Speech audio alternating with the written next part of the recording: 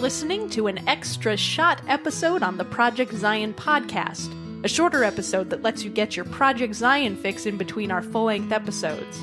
It might be shorter time-wise, but hopefully not in content. So regardless of the temperature at which you prefer your caffeine, sit back and enjoy this extra shot.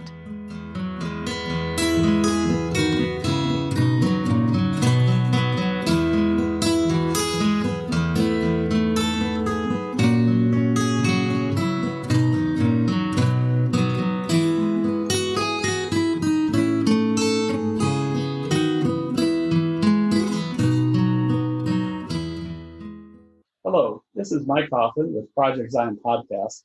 Welcome to Coffee in the Swarm. And today, my guest is Casey Main, who is going into her junior year this fall.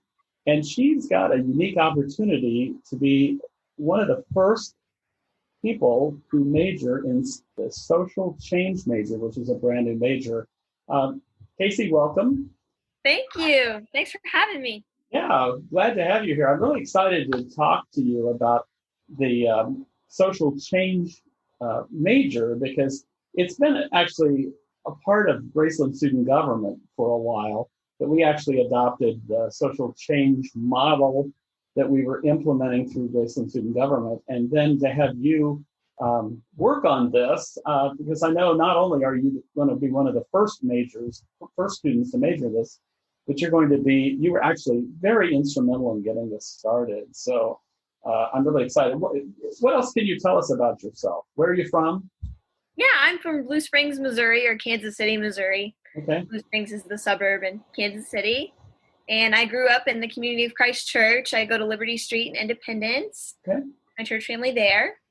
And my brother's actually coming to Graceland this fall. His name is Jack, and he got an esports scholarship. I'm really proud of him. That's really cool. Yeah. Yeah. I guess now that's the second newest sport behind rodeo. So anyway, that's going to be a new sport again this fall, or new sport this fall. So very good. So how are you dealing with the coronavirus? I mean, I know that's in everybody's sort of mind right now, and things like that, before we get started too far into what you're doing. But yeah, you doing definitely. Okay? You doing okay? I've been doing okay. I've been privileged enough to be okay. Both my parents have jobs and they work at home, and we've been self-quarantining pretty heavily. I have elderly grandparents that I care about very much, so we've just been very careful about where we are going, who we're seeing. I've only really seen maybe 2 of my friends and my boyfriend, but I'm being very careful about social distancing and making sure that everybody stays safe. Mostly so my brother and I can go back to school in the fall and everything can kind of return to a normal pace someday. So we're doing our best. That's great. That's great. I'm glad you're mindful of your grandparents and other folks, because that's important. And getting ready to come back this fall. I know that it's going to be while we're anticipating students coming back, it's going to be a little different, I think, when we all get back, the social distancing and masking and those kinds of things. So, well, great. So recently, Graceland University announced the social change major. And I remember a few months ago, even though I wasn't directly involved in the process, I was involved in a process that was similar to that. And I remember going to a meeting with you and you presenting on this social change major. Can you explain it a little bit and tell us what it is, and then what motivated you to make this happen? I mean, yeah, that's a good question.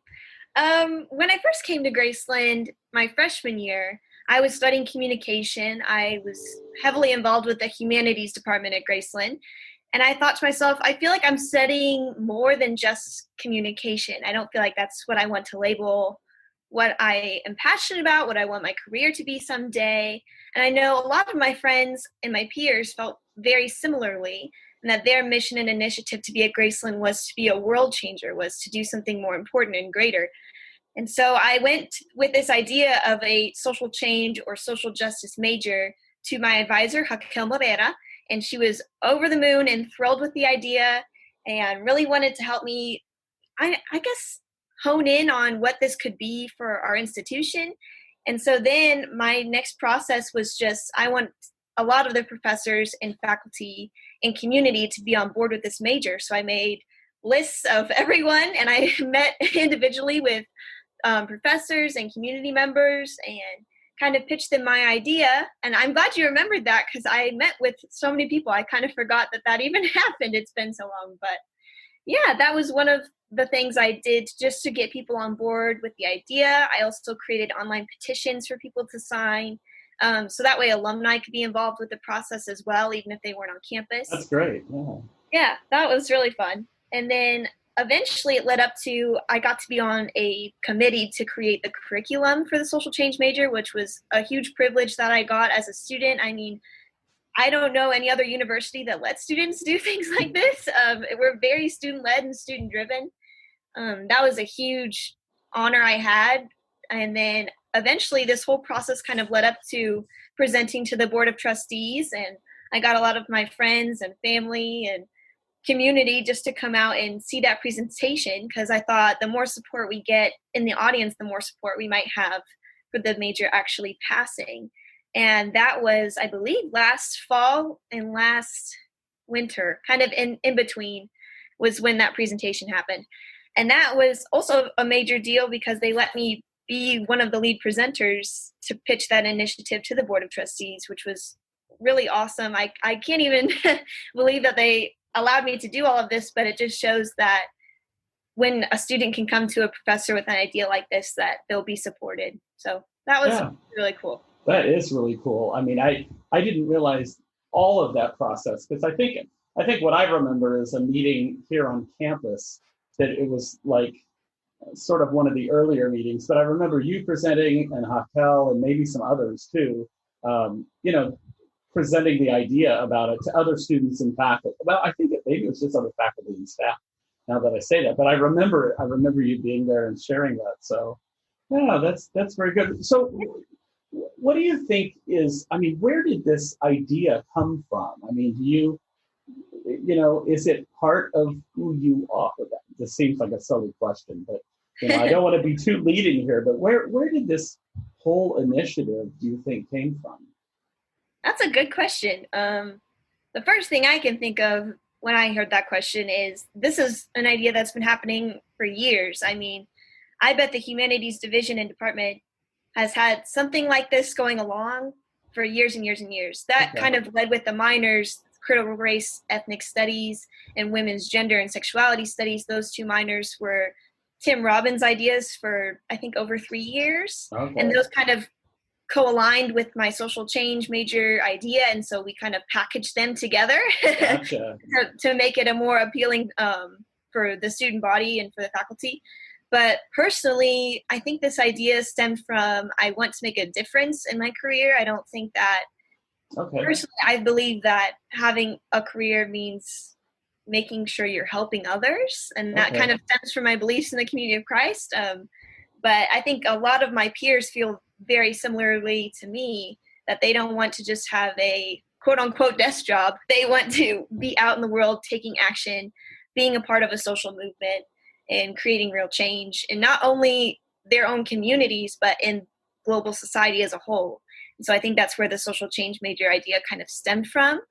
And then it kind of turned into this beautiful creation of not just my ideas, but my peers and faculty ideas. And then it kind of made this whole amazing thing that turned into a social change major at the end of it. So, yeah. Very cool. So assuming you've got 2 more years, so you get your major in communications and a major in social change. What would be your dream job if you have a dream job? I mean, we know you want to help people and be on the front. Have you thought about what a dream job might be? Oh, the dream job. That's a good question. Throughout communication and creating the social change major, I was even unsure if I would be able to take the major or have the opportunity to be a student for this major. But now that I do, I'm really excited to take different classes I haven't taken before that may show me what the dream job could be. Okay. But it's hard to say. I mean, I did work on Elizabeth Warren's campaign last winter, and worked for her a little bit. I was the precinct captain in Decatur County, and so I helped a lot with the Iowa caucus. And that was a really cool opportunity that I got from being in Iowa that I wouldn't have gotten anywhere else. And I really enjoyed that. So maybe something close to that. Or I know that my mom does fundraising for different nonprofits, and I really see how much she's impacting others through that job. So there's a lot of different jobs, and I'm sure the dream job that I want isn't even created yet since there's so many Absolutely. new jobs. That makes but sense. yeah, that's kind of where I am with what could be a possibility with the social change major in my life. Yeah. So. Well, it's, I would say it's ironic, but I'm not sure I believe in irony completely. The fact that you are engaged in this and the university has just approved it and the two minors that you mentioned, at a time in, I would say, United States, the life of the United States, but it seems to be almost more of a global movement. Definitely. In terms of social injustice, moving towards social justice, involving police brutality, and just, I don't know, social justice issues all over the place. So, I know you were on this path before all this happened, so what do you make of what's going on with the lens of social change? What do you make of all that's going on in terms of right now in the United States and the world, in terms of social justice? Right. Especially with the Black Lives Matter movement happening, it's kind of earth-shattering for a lot of students and for a lot of people my age. And it's very heartbreaking to see the stories of Breonna Taylor and Elijah McClain and George Floyd and thousands of other Black people who are murdered by our law enforcement. I mean, that's kind of eye-opening to why we feel obligated to fight for a better future and to fight for a change in our society. And not only society, but a change in policies and a change in how we see humanity. So I guess the social change major was created so that my generation and that future generations at Graceland can understand and be a part of a social movement just like this one. And I think that it was approved in a very timely manner right during this Black Lives Matter crisis, and during what could be defined as a Black genocide of people in our country.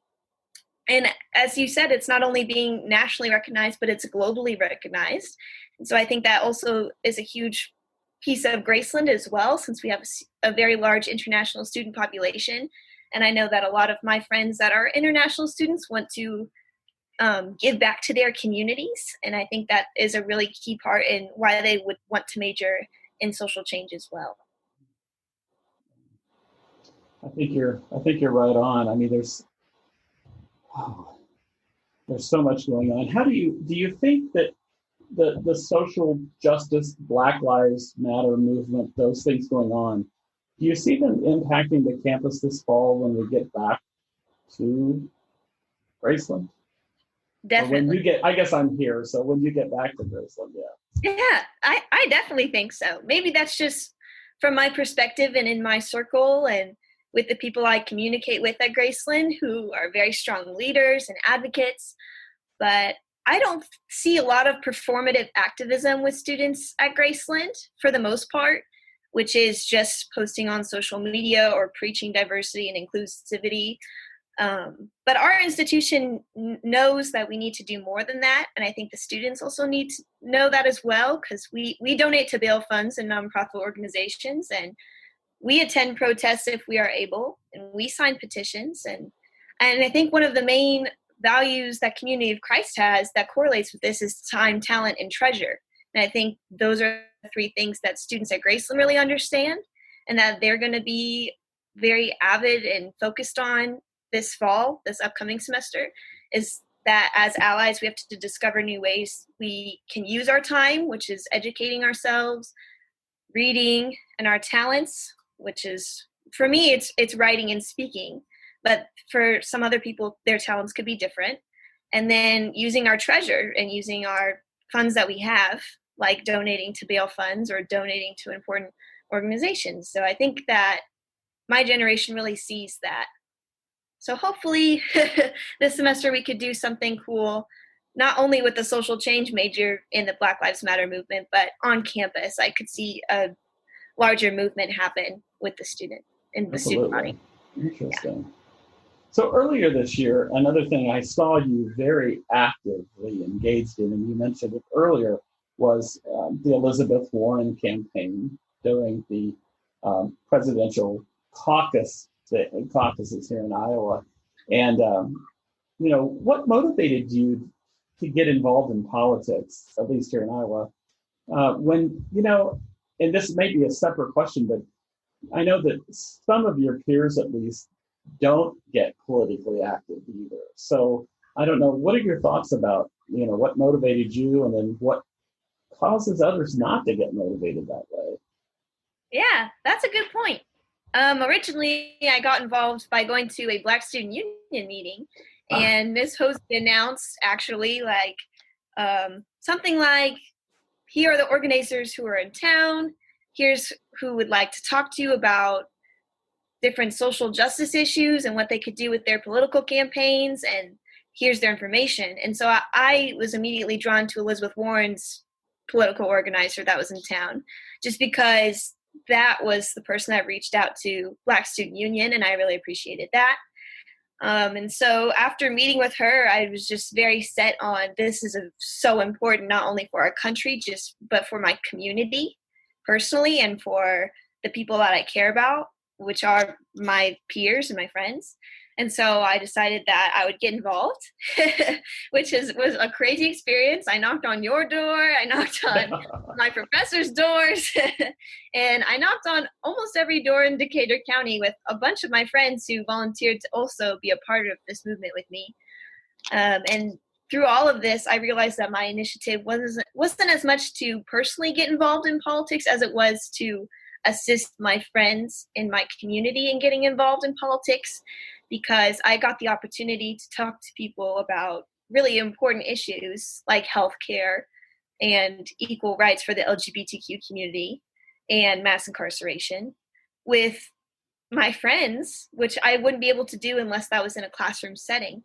And then I got to give them that opportunity to use their voice on a national platform that they may not have had somewhere else. And so that was a really interesting opportunity. But I know you kind of said that it's hard for people my age to get involved in politics. It's hard for college students especially to get involved in politics. So were you meaning, what was your question again about that? So I know that some students that I've talked to, I've tried to encourage students to become engaged in the political campaigns or, in that kind of thing. And I've actually had students tell me, well, I'm not political, or, I'm not going to get involved. And I just wondered if you had any thoughts about that.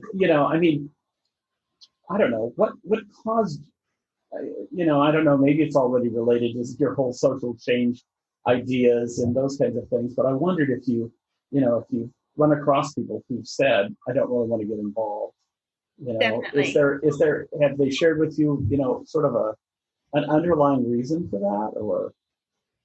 Thoughts? I think mostly the underlying reason for that is people have told them no.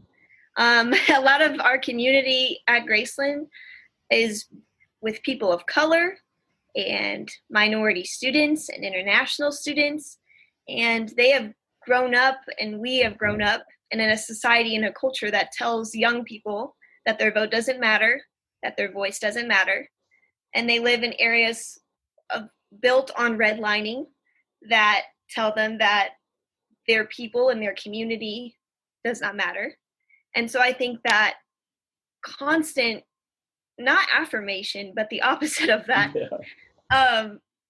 Well, really oppression. I mean, it's an oppression. Yes. Yeah. It's part of voter suppression. Right. And how that works. But I think that was a huge piece of the puzzle that I didn't even know existed until I talked to my peers about why they weren't voting. And a huge part of it was, my vote doesn't matter. It won't matter in the end of it. And you're going to win no matter what with your cause. Like, I believe in Elizabeth Warren, for example. Yeah. I believe in her ideas, but I don't feel the need to get involved because I don't think that it will matter. And I think that was the main comment that I got when I was talking to my peers. Once I convince them that their vote does matter and that attending caucus would be not only changing Iowa's community, but our national community, and it's on a national scale. They thought that their vote was important and their voice was important, and then we ended up winning in our precinct with that, with the student body and the student population.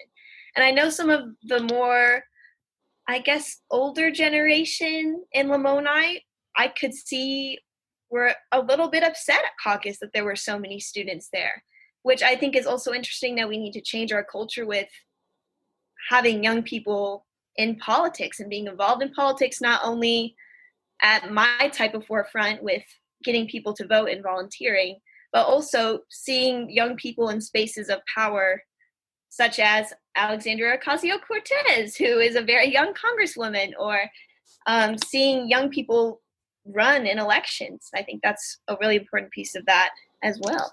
Yes, I agree. I mean, I think, well, I'll leave my opinion out of this for now, but good job. Yeah. Do you think you'll continue to be involved in politics once you get back to campus? I mean, we'll have school starts August 17th, and so we'll have roughly, well, it's going to end before Thanksgiving, the fall semester now, but that puts it still, the election, the national election will be before we leave. So, you see yourself getting involved? I think so. I mean, the experience I had working for the Warren campaign was so monumental for me and eye-opening for me that it's hard to not be in politics anymore, honestly, just because I realize the importance of it now. Yeah. And so even if my candidate isn't in the race, I understand the importance of the national election for our president. So hopefully I can stay involved and students will want to be involved with me. Very good. That's good.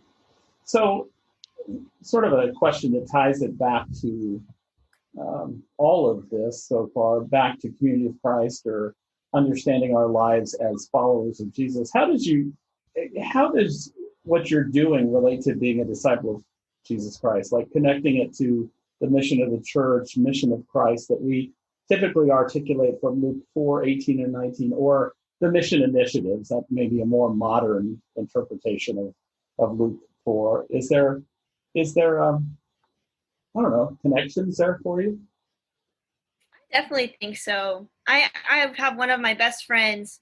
Her name is Georgia Seagraves, and she is one of the youngest women in the priesthood in the church.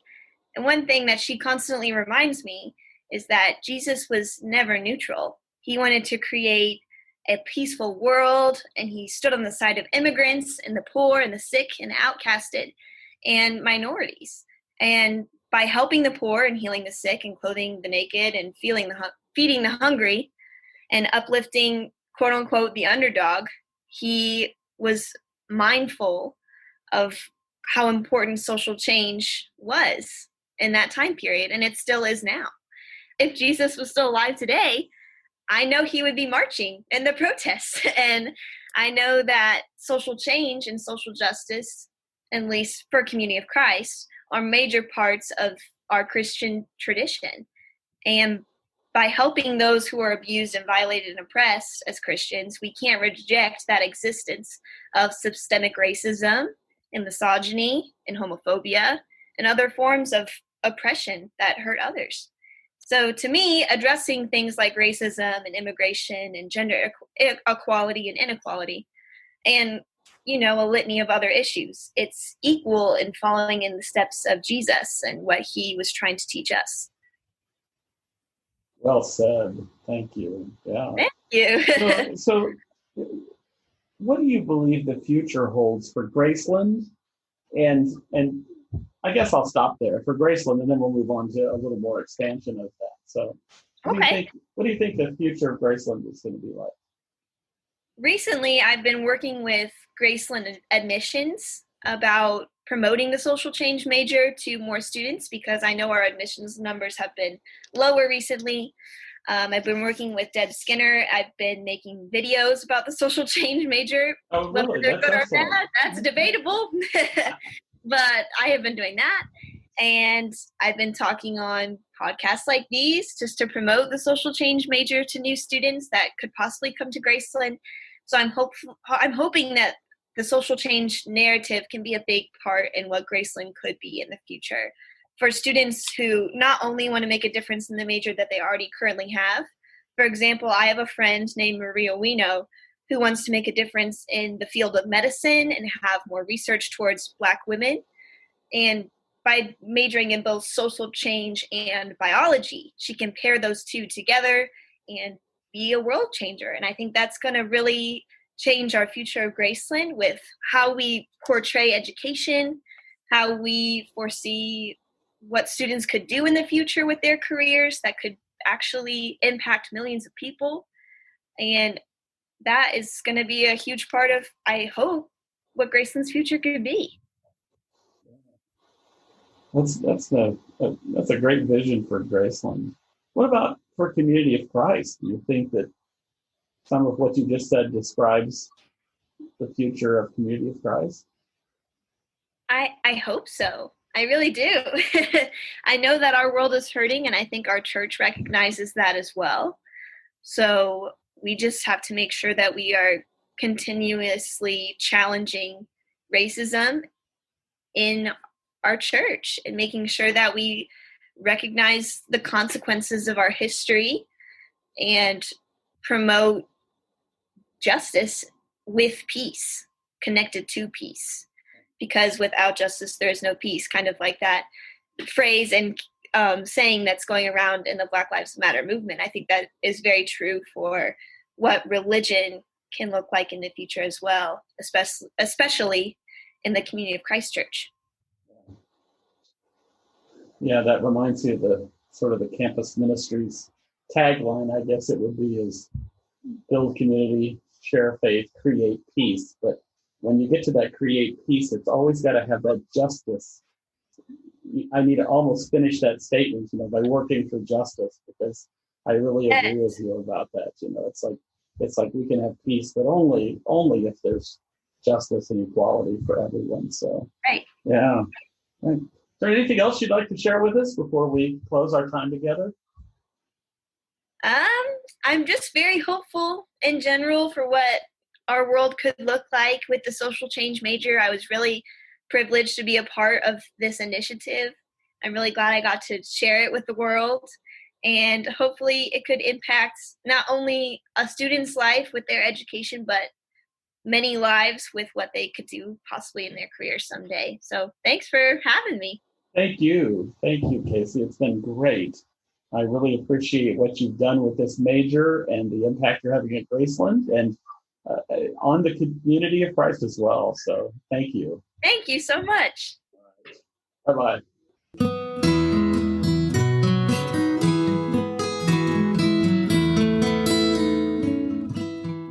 Thanks for listening to Project Zion Podcast.